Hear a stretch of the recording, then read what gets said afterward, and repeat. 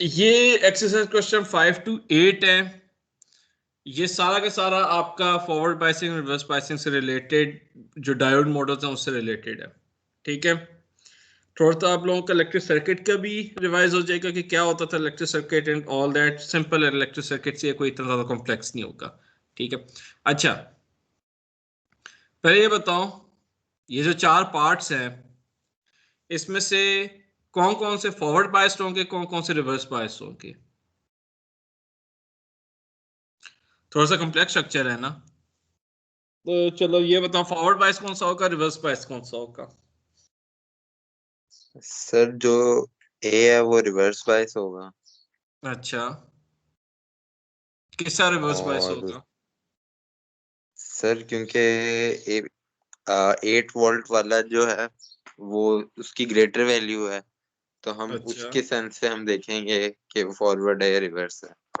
Good, शाबाश, बहुत अच्छी बात। अच्छा, बी? बी फॉरवर्ड है। ओके, गुड, शाबाश। सी?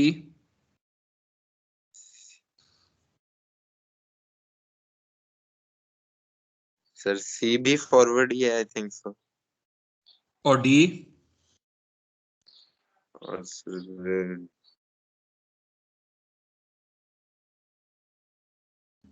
सर डी रिवर्स है। दोबारा देखो, अभी वो लड़के ने बोला है कि जिसकी highest DC sir D voltage होगी फॉरवर्ड। वो डायरेक्शन सेट करेगा। नहीं सर, पॉजिटिव है, पॉजिटिव। सही। तो क्या हो गया, फॉरवर्ड या रिवर्स? फॉरवर्ड फॉरवर्ड हो। बस। गुड, शाबाश। तो ये याद रखना, चाहे मैं बायस लिमिटर्स यूज कर रहा हूं, चाहे मैं ये वाले मैं सेक्शंस के कोई कर रहा हूं, जब आपके पास डीसी वोल्टेज लगी है ना, हाईएस्ट वोल्टेज को देखना है प्रायोरिटी में। अब 20 वाली ये डायरेक्शन सेट करेगी करंट की। ये होगा, इसमें आपके पास 8 वोल्ट और एक 5 है। ठीक है, इसमें 8 वोल्ट करंट डिसाइड करेगा। ठीक है, सिमिलरली 100 वोल्ट है, 100 वोल्ट इधर डिसाइड करेगा क्या क्या आएगा।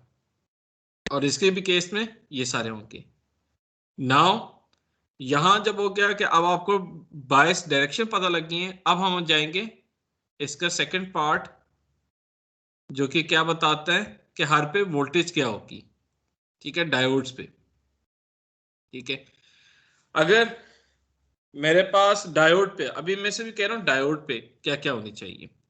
If I have ideal diode model, ठीक है, मेरे पास इस बिल्कुल जो ये डायोड है, इधर क्या डिफरेंस आ रहा होगा, इस वाले डिफरेंस में क्या आना चाहिए?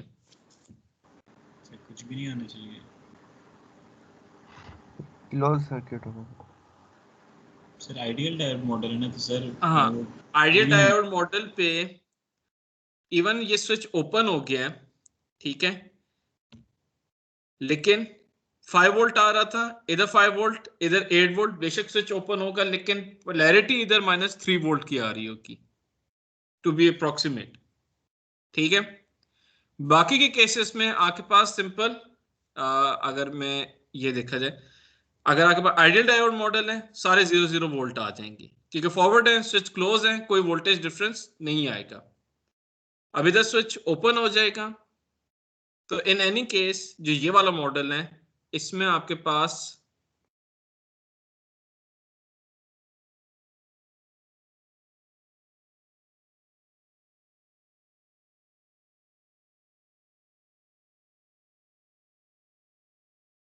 इधर 8,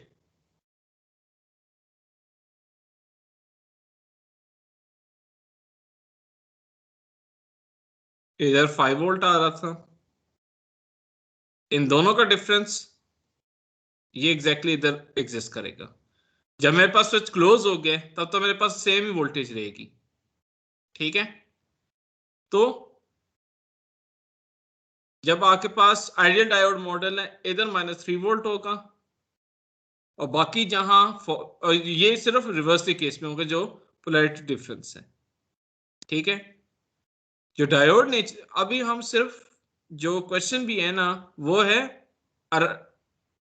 each diode, across each diode, या होता अक्रॉस ईच रेजिस्टेंस, या वो होता तब आप डिफरेंस देखते, लेकिन अक्रॉस ईच डायोड है तब आपके पास चेंजेस आनी शुरू हो जाएंगी। ठीक है, for practical diode maximum, practical diode या आइडियल डायोड में ए पार्ट के लिए दोनों में -3 वोल्ट ही होगा। जब बाकी आ जाएगा प्रैक्टिकल डायोड मॉडल या वो बाकी जैसा बी पार्ट है, बी पार्ट फॉरवर्ड बायस है, आपके पास 0.7 आ जाएगा प्रैक्टिकल डायोड के लिए, आइडियल के लिए 0। क्यों? क्योंकि आइडियल डायोड मॉडल कहां से स्टार्ट हो जाता है? 0 से ही। डायोड ने कोई उसमें शिफ्ट नहीं आना, डायोड उधर से ही वोल्टेज को पास करने देगा, तो there will be no shift. और अगर प्रैक्टिकल है तो 0.7 से।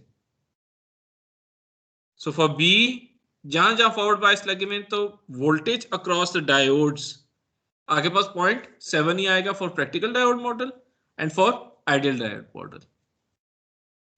ये क्वेश्चन नंबर 6 और 7 थे, प्रीटी सिंपल। ठीक है, लास्ट आ जाता है जो कि इंपॉर्टेंट है, वो है खतरनाक सा कंप्लीट डायोड मॉडल।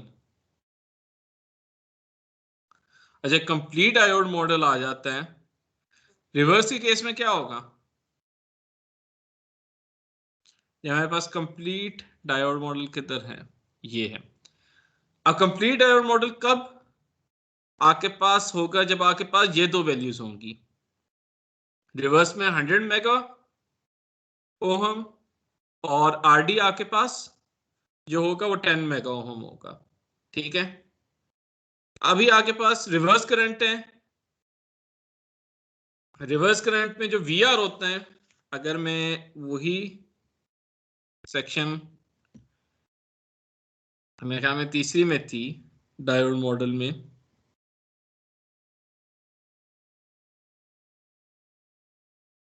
ये जो वी आर है, ठीक है, जो वी आर होता है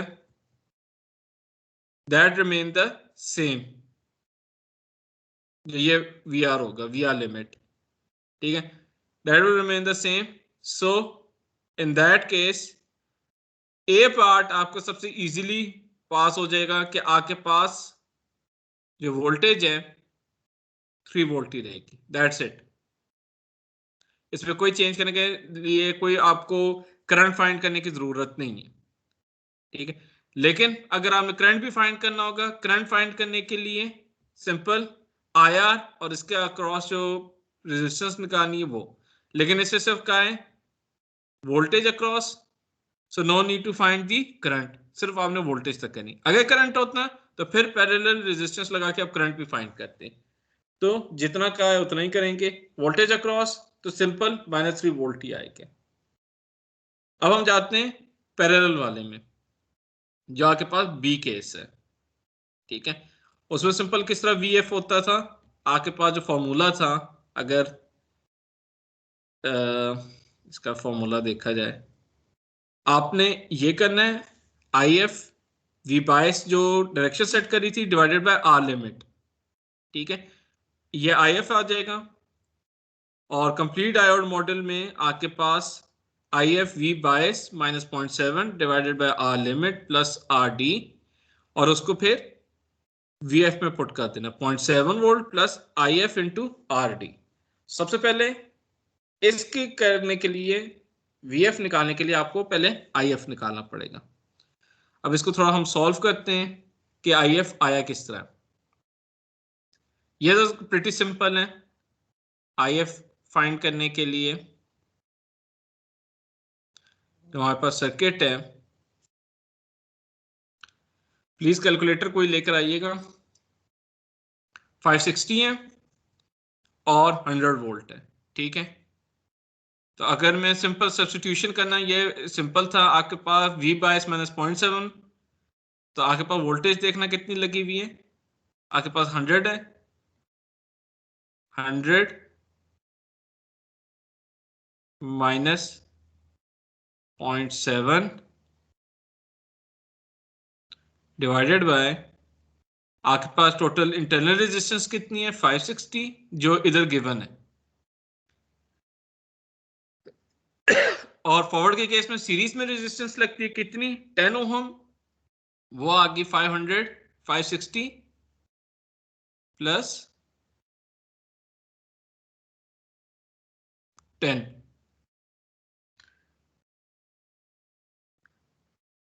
कोई बताएगा कि इसकी वैल्यू क्या आ रही है जल्दी से IF की?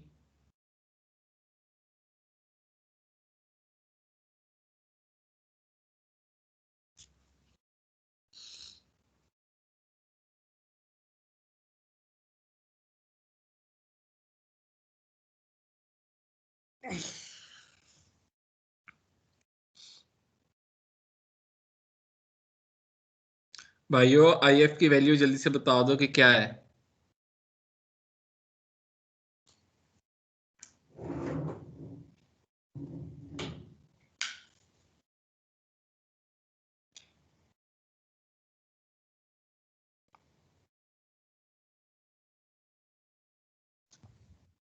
Zero 0.17 0.17 ampere. ठीक है, इसी वैल्यू को सब्स्टिट्यूट कर देना VF में।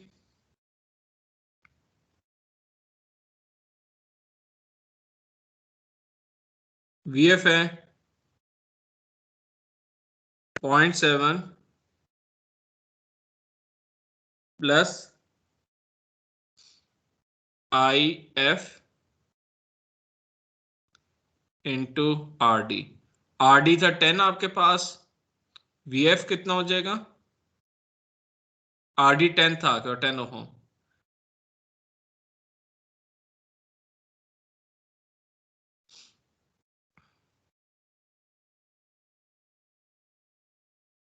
हम्म 2.4 सर।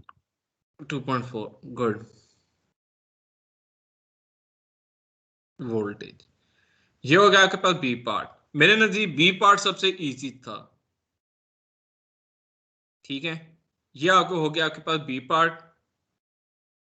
सिंपल इज दैट, आपने ये सारा कुछ किया, इसमें कोई ना इलेक्ट्रिक सर्किट का इतना अमल दखल हुआ ना आपके पास इसमें हुआ। अब आ जाते हैं हम मुश्किल उसमें।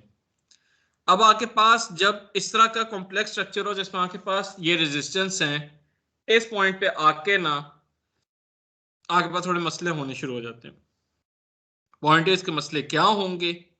ठीक है, सबसे पहले याद आपने रेजिस्टेंस को सॉल्व करना होगा। ठीक है, सबसे पहले जो ये रेजिस्टेंस लगी हुई है ना, इनको आपस में सॉल्व करना है। ठीक है, इसको सॉल्व करने के लिए सबसे पहले देखो कि पैरेलल रेजिस्टेंस कौन सी लगी हुई है,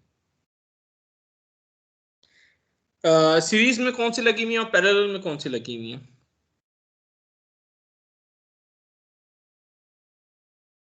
ये 4.7 दो पैरेलल में लगी हुई है और ये सीरीज में लगी हुई है। सबसे पहले 4.7 और 4.7 को पैरेलल वाले को सीरीज में बनाते हैं। तो सबसे पहले आपने इसके सर्किट को ठीक करना है। ठीक है, बी पार्ट प्रीटी सिंपल था, एक थोड़ा सा सी पार्ट कॉम्प्लेक्स आए, तो इसको पहले करते हैं। सी पे गए, ठीक है, सी पे आपके पास सबसे पहले 4.7 लगी हुई है। पैरेलल रेजिस्टेंस है, ये आपके पास हो गया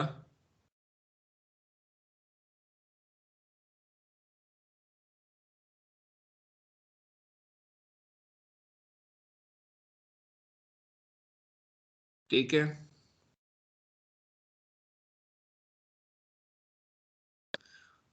ये आपके पास जो parallel resistance for these two था। अभी हम इनको सॉल्व करें।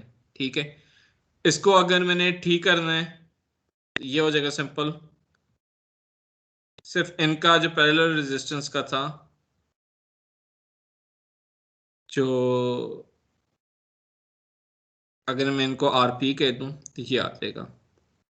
ये कितना बनता है 4.7 divided by 2, I think so. अगर सिंपल में ऐसे तो 2.35 किलो हो। इतना ही आते हैं? Yes sir. ठीक है। अब बाकी जब ये आ जाएगा मेरे पास, इन दोनों को पैरेलल सॉल्व किया तो ये सारी सीरीज में आती हैं। तो 2.35 प्लस 1 प्लस 1.5, तो कंप्लीट जो आर टोटल में जिसे कह दूंगा, या आर टोटल या आर लिमिट, अगर आर लिमिट को मैं आर एल आई कर देता हूं, 2.35 जो कि पैरेलल से आए हैं प्लस 1 प्लस 1.5, टोटल कितना आ गया मेरे पास? 4.85 किलो। सबसे पहले आपने यह चेक करना है कि कितना आपके पास 4.85 किलो ओम है, कितना आपके पास। ठीक है, तो ये सारा कर दोगे, इसका मतलब है ये सारा का सारा सर्किट है, इसको अगर मैं सिंपली इस तरह कर दूं,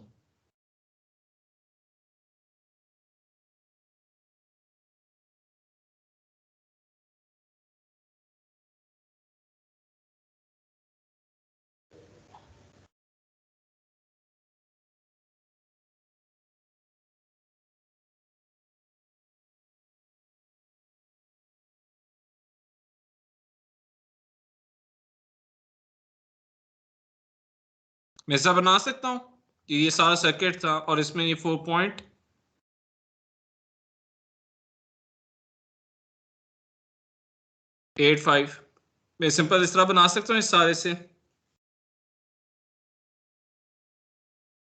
बना सकता हूँ भाइयों। Yes sir. जज़ाकल्लाह, थैंक यू। अच्छा, जब ये आर एल आई टोटल हो गया 4.85, आर एल आई टोटल, इसे मैं टी भी लिख दूं, ठीक है, 4.85 आ गया। इधर से मैं सबसे पहले करंट मेजर करूं कि करंट आ कितना रहा है। ठीक है, क्योंकि इधर आके ये जो पिछला फॉर्मूला है ना, ये वाला, ये आके इधर आके इसलिए चेंज हो जाता है क्योंकि आके पास इधर आर लिमिट आपको नहीं पता कितनी, क्योंकि इसमें डिफरेंट रेजिस्टेंस लगी हुई। तो सबसे पहले आप आई टोटल फाइंड करो कि टोटल करंट कितना फ्लो कर रहा है। सर्किट एनालिसिस के थ्रू ही सारा करना पड़ेगा, और ये है आई टोटल 30 जो वोल्टेज थी और रेजिस्टेंस 4.85।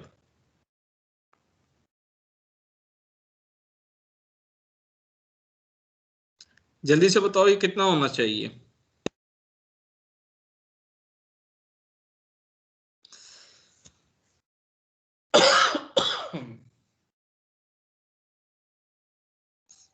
थ्री डिवाइडेड बाय 4.85 क्या आंसर आएगा? 6.185। 6.185।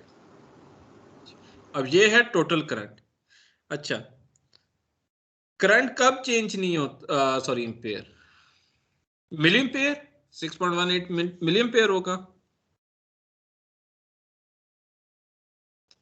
चलो, अच्छा मुझे ये बताओ करंट कहाँ कहाँ चेंज नहीं होता कनेक्शंस में, पैरेलल कनेक्शन में या सीरीज में? करंट कहाँ डिवाइड होता है और कहाँ चेंज नहीं होता? सीरीज कनेक्शन में क्या होगा करंट पे इफेक्ट? सेम रहेगा या ड्रॉप होगा? सेम रहेगा। और अगर दो अगर पैरेलल हो तो उसमें फिर क्या होगा? करंट डिवाइड होगा। वोल्टेज डिवाइड करनी है, पैरेलल होगी तो वोल्टेज सेम रहेगी, लेकिन अगर सीरीज में लगी होगी वोल्टेज तो डिवाइड होगी। तो अब 6.18 इधर आ रहा है 4.8 किलो ओहम पे। सिर्फ चेक करने के लिए कि आपका आईएफ डायोड से कितना जा रहा है, आप क्या करोगे, फिर दोबारा जो ये आई टोटल है इसको डिवाइड करना पड़ेगा। क्यों? क्योंकि आपके पास ये दो पैरेलल रेजिस्टेंस लगी हुई है। सो जो 6.819 होगा ये इन दो पैरेलल रेजिस्टेंस से डिवाइड हो जाएगा, विच इज अराउंड, क्योंकि दोनों सिमिलर पैरेलल रेजिस्टेंस हैं तो इधर आके तकरीबन ये डिवाइड हो जाएगा सेम वैल्यू रेजिस्टेंस पे 4.7 से डिवाइड हो जाएगा, तो क्या होगा 6.19 को या 6.18 को डिवाइड बाय 2 करो, आ जाएगा आपके पास 3.1।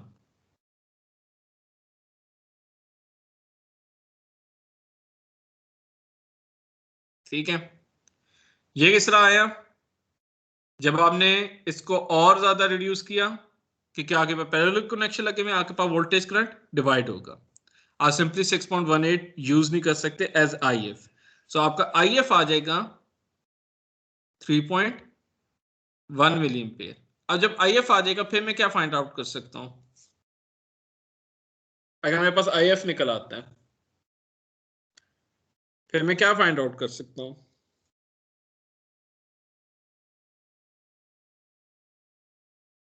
बाय द वे हम इस क्वेश्चन में कर क्या रहे हैं? जो उस वक्त से हम लगे हुए हैं, इस क्वेश्चन में करना क्या है?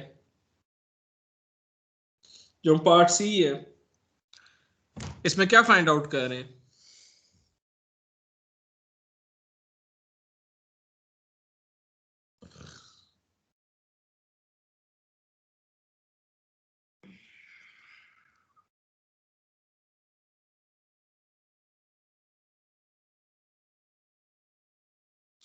देखो यार, अगर आप अभी इतना थोड़ा सा नॉन सीरियस हो गए तो आगे बहुत मुश्किल आने लगी है। ठीक है, इस सारे क्वेश्चंस में हमने क्या चीज फाइंड आउट करनी है? हम पहले ए पार्ट में हमने क्या फाइंड आउट किया? वोल्टेज अक्रॉस डायोड क्या है। बी पार्ट में क्या किया? IF जब हमने फाइंड आउट कर लिया, वोल्टेज अक्रॉस डायोड क्या है फॉरवर्ड के केस में। सी पार्ट में क्या करना है हमने?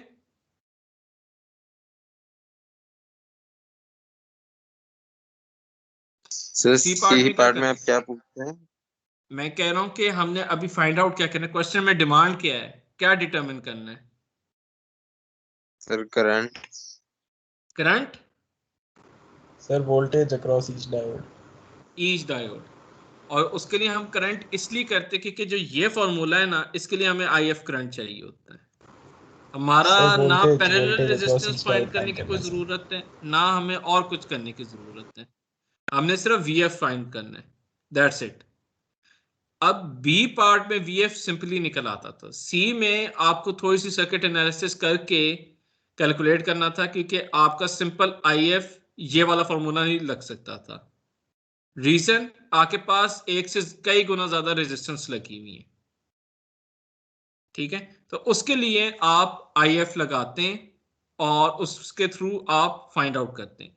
और जब IF आ गया 3.1 मिली एम्पेयर, तो उसमें फिर आप RD सिंपल पुट करेंगे जो कि ये 3.1 था। इसी IF से आप VF फाइंड आउट करो, क्या होगा? जो पहले फॉर्मूला यूज करे थे 0.7 वोल्ट जो कि बैरियर पोटेंशियल है, प्लस 3.1 मिली इंटू 10, और ये कितना आ जाएगा आपके पास? 0.73 आ जाएगा आंसर। क्या आएगा?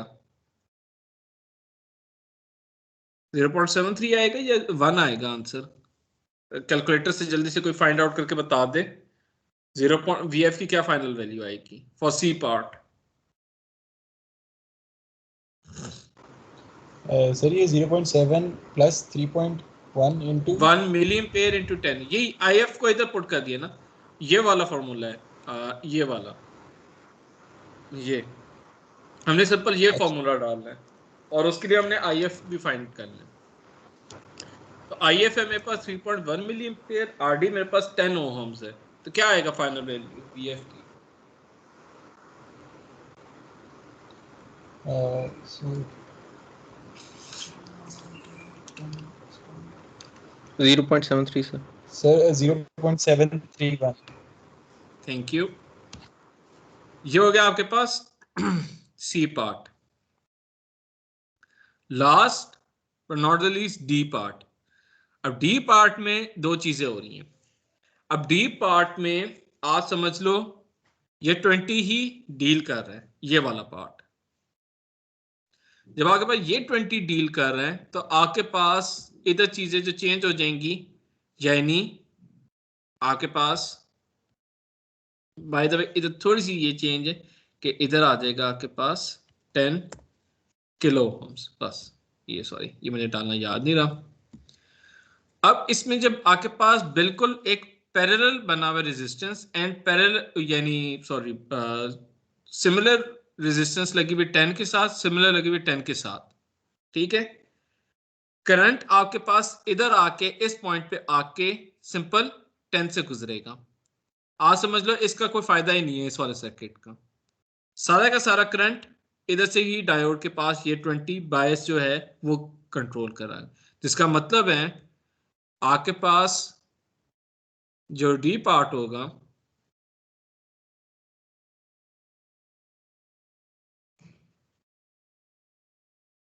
इसमें जो आईएफ करंट होगा जो मेजर करंट है। अच्छा, करंट की एक डेफिनेशन किसी ने बताई थी कि करंट हमेशा शॉर्टेस्ट जो लीस्ट रेजिस्टेंस पाथ होता है उससे जाता है, राइट? ये तो पता है ना कि करंट हमेशा लीस्ट रेजिस्टेंस पाथ से जाने की कोशिश करते हैं, ये पता है या नहीं पता, या पहली बार सुन रहे हो? यस सर, पता है सर। ठीक है। अगर आपके पास इस केस में भी अगर सिमिलर रेजिस्टेंस हो अगर दोनों की, फिर भी अगर दोनों की सिमिलर है ना तो फिर आपको सॉल्व करने की जरूरत नहीं है, फिर आप सिंपल जो 20 कंट्रोल कर रहे हैं वही 10 में से गुजरेगा, दैट्स इट। करंट इस तरफ जाएगा ही नहीं, शॉर्टेस्ट पाथ से ही ये सर्किट बनाएगा। तो आप समझ लो कि यही वाला सर्किट आपने कंसिडर करना है, इसका कोई फायदा ही नहीं है। विच मीन्स कि इस पॉइंट पे जो 20 कंट्रोल कर रहा है आपके पास IF हो जाएगा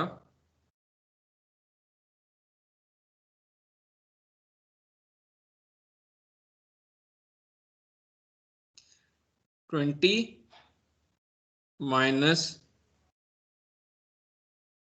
sorry 0.7 divided by 10 kilo ohms, जो कि इसके साथ रेजिस्टेंस है विद जो इंटरनल रेजिस्टेंस है 10। जल्दी से बताओ इसकी क्या वैल्यू आएगी IF की, और फिर इसी तरह IF को निकाल के VF भी फाइंड आउट करना। VF का तो मेरे ख्याल में सबको फॉर्मूला याद हो गया है, Sir, 0.7 1.92 milliamperes. 0.92 मिलियन पेस। So 1.92. अच्छा 1.92, और VF की भी जल्दी से बता दो।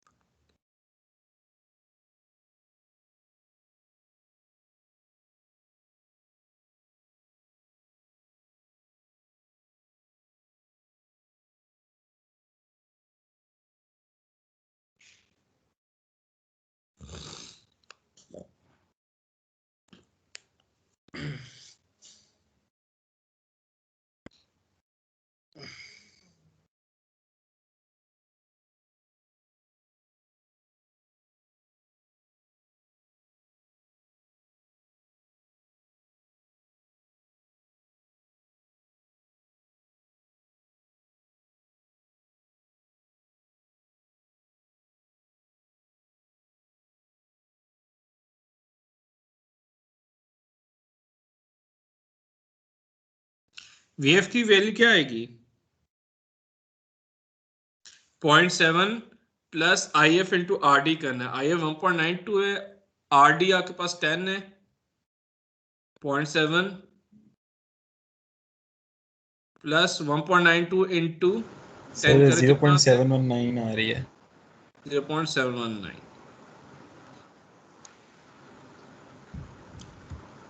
अब प्रैक्टिकल डायोड मॉडल भी हमने फाइंड किया, आइडियल डायोड मॉडल भी फाइंड किए। अगर हम उनसे कंपेयर करें वैल्यूज, ये है सॉरी किधर है 0.719, ये था -3 प्रैक्टिकल -3000, इसका है -3 वोल्ट 0.7 0.7 एंड 0.7। नाउ हम कंप्लीट डायोड मॉडल पे जाते हैं, जरा चेक करते हैं आंसर कितने अप्रोक्सीमेट थे। एक का था -3 वोल्ट, चलो ये तो सही आ गया।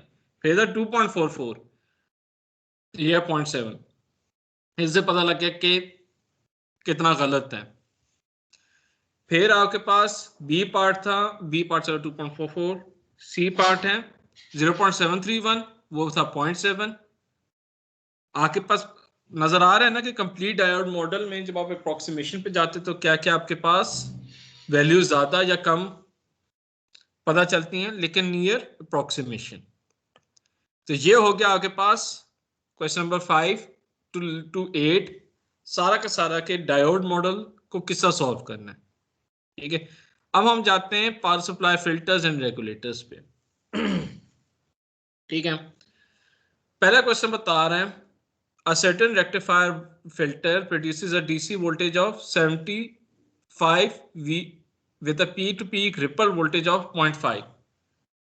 ठीक है, कैलकुलेट द रिपल फैक्टर। मैंने ऊपर रिपल फैक्टर का बताया था VRPP डिवाइडेड बाय VDC।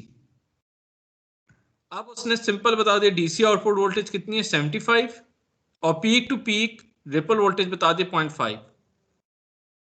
इनका रेशियो ले लोगे, आपके पास सिंपल आंसर आ जाएगा। तो क्या करना होगा, मैंने 0.5 डिवाइडेड बाय 6.66 into 10 exponent -3. कितना 6.66 इंटू 10 टू 6.66 मिली कर लूं, 6.667 मिली, जो भी वैल्यू आएगी। एक रिपल फैक्टर है, दोनों वोल्ट में है, तो रिपल फैक्टर हमेशा सर यूनिटलेस नहीं होगा? यूनिटलेस होगी, बिल्कुल। जो भी मिली, अब जाहिर है यूनिटलेस है तो मिली शिली कुछ भी नहीं आ सकता, तो आप यही है 0.00667। ठीक है, यह रिपल फैक्टर आ गया जिसे हम गैमा कहते हैं। ठीक है, बी पार्ट है, अब थोड़ा हम कॉम्प्लेक्स पे जाते हैं। A certain full wave rectifier has a peak output voltage, peak output voltage data sheet में सीधा इधर जाके हम, ये ए पार्ट था, अभी हम बी पार्ट करते हैं। वीपी का आ गया आपके पास 30,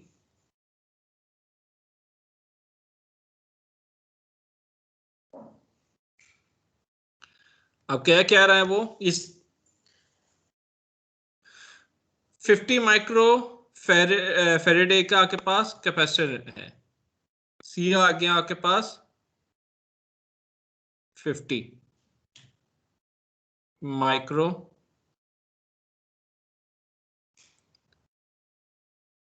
फेरेडे। अब वो कह रहे हैं कि calculate the peak to peak ripple voltage, यानी जो इसके केस में हमने VRPP यूज किया था,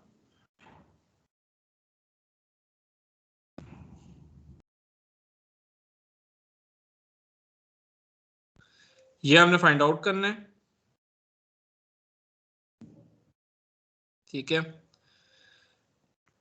अगर आपके पास जो लोड रेजिस्टेंस है यानी RL, वो कितनी है 600,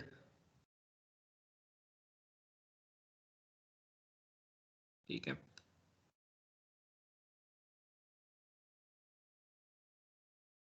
सिंपल।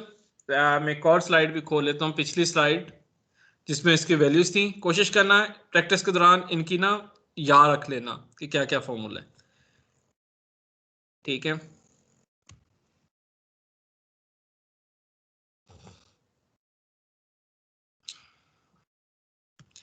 VRPP दिस, और ये रेक्टिफिकेशन VDC का ये वाला होता था।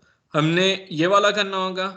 इसमें V पीक आपके पास ये होता है, फ्रीक्वेंसी ये होगी, RL एंड कैपेसिटी ये। तो सिंपल VRPP का फॉर्मूला इधर सब्स्टिट्यूट कर देंगे, वो हो जाएगा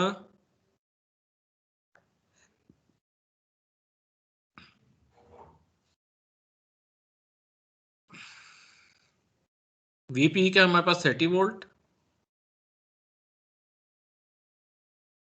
अच्छा गाइस, अगर इधर मैंने फ्रीक्वेंसी नहीं गिवन, अभी इधर फिलहाल इधर फ्रीक्वेंसी नहीं गिवन, अगर आपको फ्रीक्वेंसी नहीं दी होती तो आपने डिफॉल्ट जो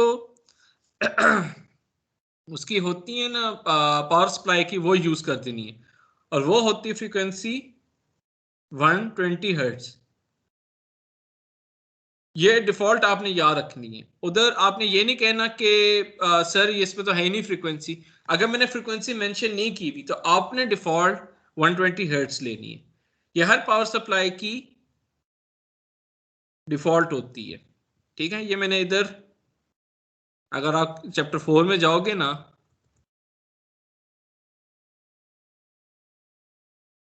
ये 120 वोल्ट ओवर 60 हर्ट्ज होता है, ठीक है।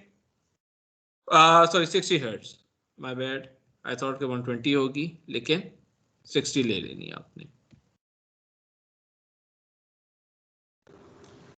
सर ये फॉर्मूलाज पेपर में गिवन होंगे? नहीं यार, ये तो 2-4 ही फॉर्मूलाज हैं, इसके अलावा और कोई फॉर्मूला नहीं है, ठीक है। इतने इतने सिंपल तो पता होने चाहिए यार, ये बहुत सिंपल है, ठीक है। ये आपके पास अगर मैंने फ्रीक्वेंसी नहीं गिवन तो आप ये सब्स्टिट्यूट कर दो। सिंपल क्या है, F 60 इंटू आपके पास capacitance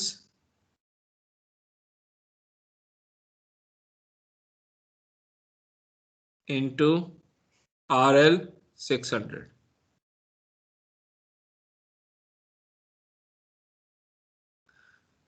bye the way 50 micro है, ठीक है। तो ये याद रखना कि जब कैलकुलेशन करना स्टार्ट करें तो इसकी क्या आनी चाहिए। तो अगर उस लिहाज से देखा जाए तो ये आ जाता है आपके पास, बल्कि उसे फ्रीक्वेंसी 120 ही ली है। चलो आप 60 लेते हैं, 120 लेते हैं, मुझे उससे कोई नहीं है, मैं आपका आंसर ठीक कर दूंगा। अगर खुद से फ्रीक्वेंसी नहीं गिवन, आप 60 या 120 में से कोई भी ज्यूम कर सकते हैं, ठीक है। उसने 120 ले लिए, मैंने 60 किया था, कोई ऐसी बात नहीं है। परेशान नहीं होना कि सर फ्रीक्वेंसी का क्या हुआ है, ठीक है।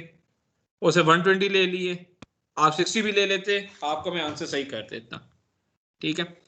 सो इस पॉइंट पे आके आपके पास जो VRPP आ रहा है वो आ रहा है अराउंड 8.33, जो आपका B23 में निकला था। ये भी सिंपल फॉर्मूला है, इसमें इतने ज्यादा कोई कॉम्प्लेक्स चीजें नहीं आती, ठीक है। नाउ जो ये आ गया आपके पास B part V peak to peak. अगर इसका मैंने रिपल फैक्टर निकालना हो, निकाल सकते हो 23 का, और बल्कि कह रहा है परसेंटेज और रिपल फैक्टर। परसेंटेज का मतलब है आपने सिंपल 100 से मल्टीप्लाई कर देना है। इसका जरा 24 पार्ट जरा आप खुद करें, मुझे इसका बताएं कि क्या आंसर आना चाहिए।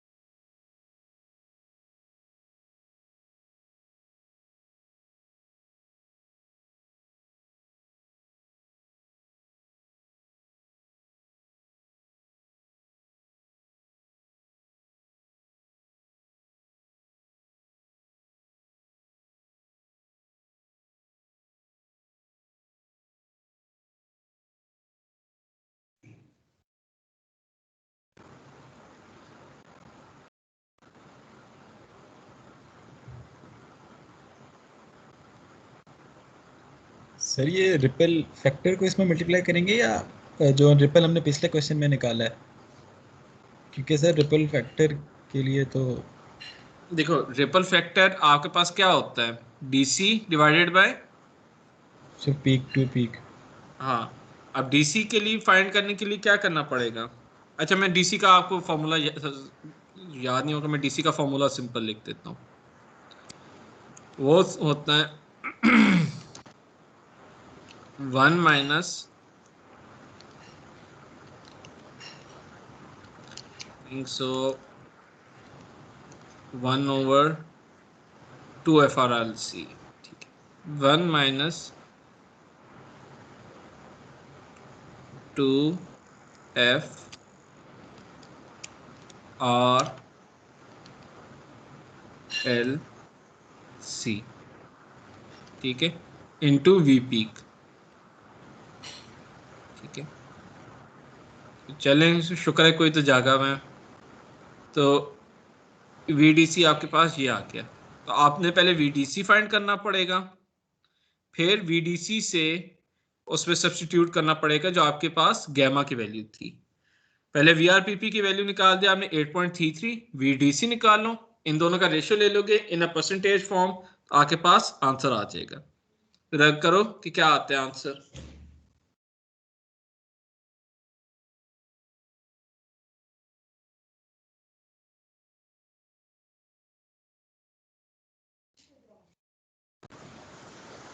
सही है सर। सर ये फॉर्मूले में 1 माइनस ही आता है, 1 - 1/2 है। जी, और फ्रीक्वेंसी वो 120 ले रहा है, ठीक है। मैंने 60 लिया हुआ था, उसने 120 ले लिया, तो आप सर 120 ले, 60 नहीं, 120 लेनी है। हाँ 120 लेनी। ये पिछली क्वेश्चन का ही कंटिन्यूएशन है ठीक। ना।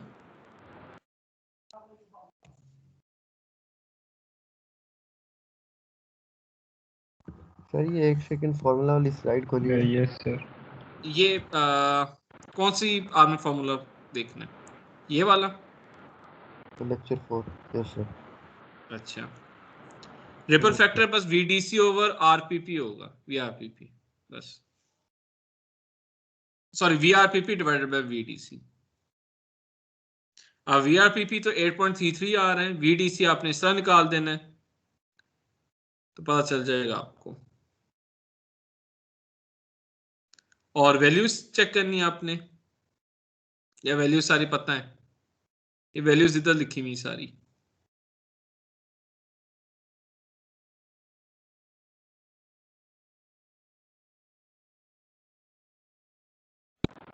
सर 10.33। देख लेते हैं कि क्या आ रहा है।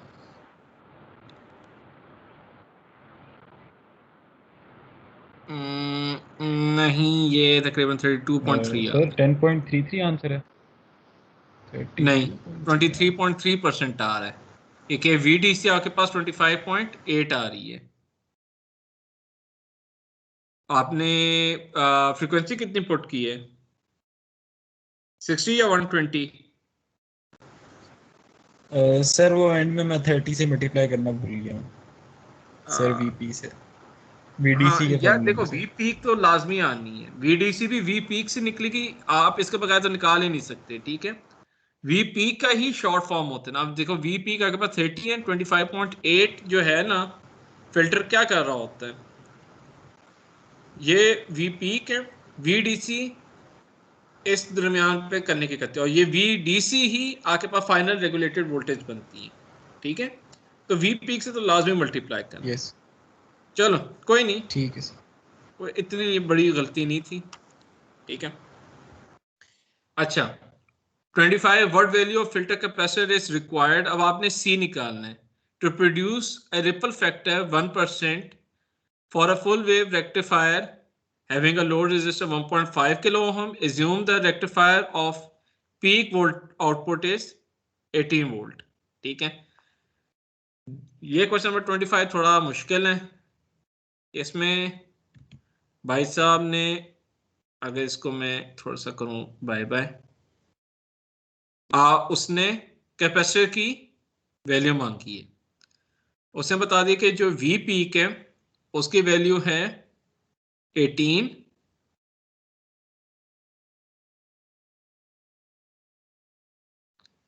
कैपेसिटर की वैल्यू कोई नहीं है, वीआरपी पीक उसकी भी कोई नहीं है, रेजिस्टेंस कितना बता दी 1.5, बड़ी मेहरबानी की है उसने, रेजिस्टेंस बता दी 1.5, फ्रीक्वेंसी वही 120 हर्ट्ज ही ले रहे हैं, ठीक है, तो आर डिफॉल्ट 120 ही ले लो, ठीक है। अब ये आ गए और उसके साथ उसने क्या कह दिया, एक रिपल फैक्टर परसेंटाइल में परसेंटेज में बता दिया,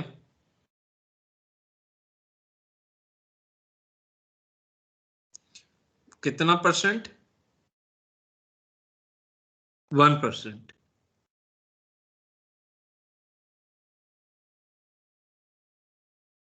ठीक है।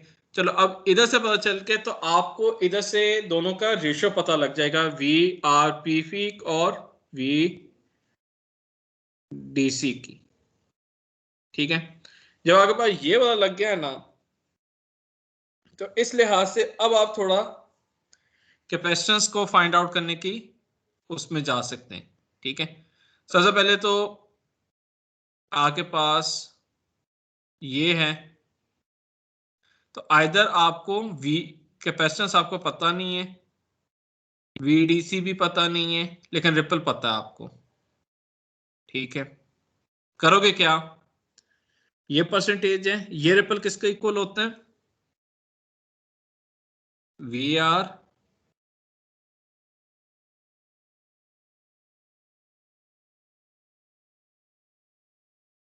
Divided by VDC,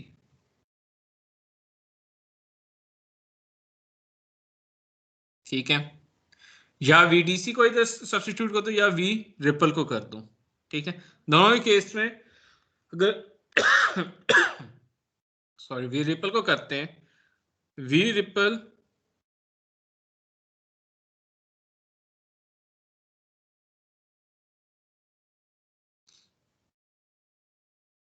is equal to 1% का मतलब है 1% कितना होगा, 0.01 या 001, किसके इक्वल होगा, 1% को अगर वैल्यू की फॉर्म में लिखें तो 0.01 होगा या 0.001 होगा, 0.01 सर। ठीक है। ये हो गया वी डीसी के इक्वल, ठीक है। अगर मैं देख लूं अगर यही आ रहा है आंसर, ठीक है, यही आ रहा है, क्या आ रहा है,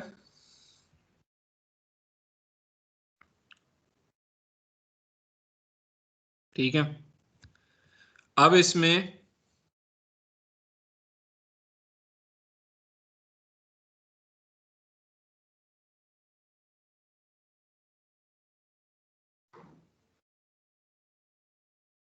ठीक है, ये आ गया वीडीसी, वीडीसी में सॉरी वी रिपल किसके इक्वल होता है, अगर इस फॉर्मूला के हिसाब से देखा जाए, हमने सी निकालना है, ये आ जाएगा, इसमें वीपी रेक्टिफाइड वोल्टेज है 80,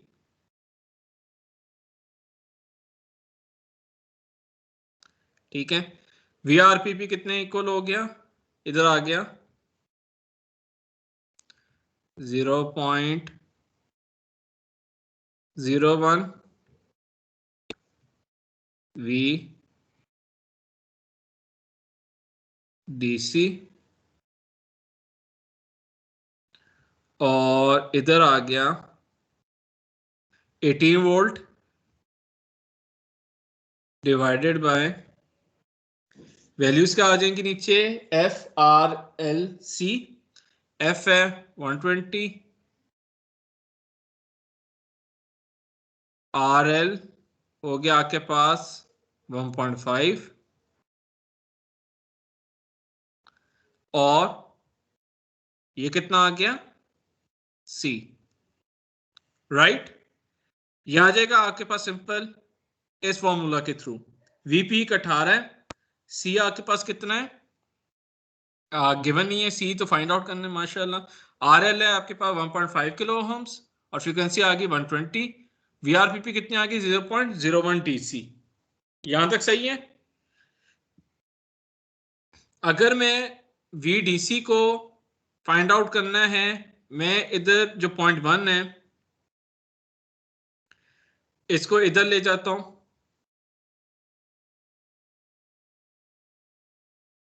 ठीक है, ताकि मेरे पास सिंपल वीडीसी आ जाए। VDC in form of capacitance क्या वैल्यू होगी इधर? अगर 0.01 को इधर मैंने लेके जाना है दूसरी तरफ, मैं 100 से मल्टीप्लाई कर दूं तो ऊपर अगर मैं लिख दूं 1800 volt divided by 120 into 1.5 kilo ohm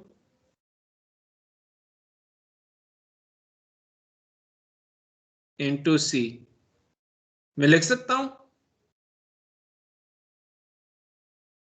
समझ आइए 1800 किस तरह हुआ है? मैंने सिंपल 100 से मल्टीप्लाई या 0.01 को इधर ले गया तो 1800 आ गया, ठीक है। तो वीडीसी की अगर ये सारे नंबर को सॉल्व करें कैपेसिटेंस के फॉर्म में किस तरह की आएगी वैल्यू इसकी क्या वैल्यू आएगी? 0 तो 0 तो ये कट गया है, तो 180 divided by 12 over 1.5 kilo ohm, क्या वैल्यू आएगी वीडीसी की? सर 0.01 ओवर सी। 0.01 ओवर सी। अच्छा ठीक है। अब वीडीसी की हमें फॉर्मूला क्या गिवन था? 1/2 FRLC VP रेक्टिफाइड। इधर सब्स्टिट्यूट कर देंगे, ये आ जाएगा इधर 0.01 C 1 माइनस 1 ओवर FRLC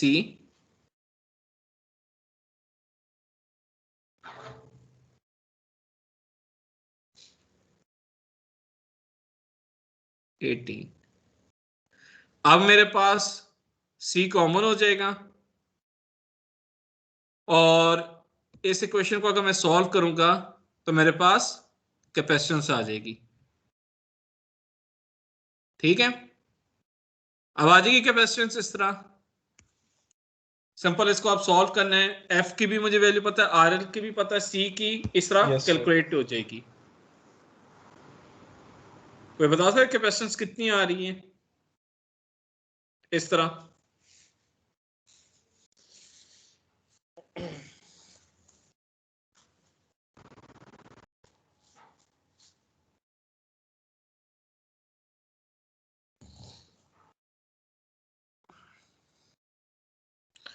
जो भी होगी, ठीक है। कैपेसिटेंस आपके पास इन दोनों इक्वेशंस की ही आपने सब्स्टिट्यूशन से अराउंड कैपेसिटेंस आपकी आ जाती है around 556 micro Faraday, that's it. यहां पे आके आपका ये वाला क्वेश्चन जिसमें कैपेसिटेंस फाइंड आउट करना है वो हो जाता है। And finally a full wave rectified produces an 80 volt of peak rectified voltage और 60 हर्ट्ज का एसी सोर्स। अब उसने सिंपल 60 एसी सोर्स बता दी। If a 10 microfarad filter capacitor is used, determine the ripple factor. Simple. कि आपने ripple factor करना है, ठीक है,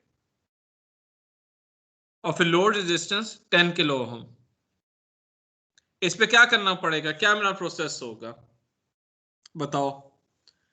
ये जितने भी पिछले क्वेश्चंस किए हैं इस लिहाज से 26 में क्या क्या करना पड़ेगा? मुझे वैल्यूज ना बताना, सिंपल प्रोसेस बता दो क्या क्या करेंगे ताकि इसके बाद मैं लेक्चर एंड करूं। क्या करना पड़ेगा?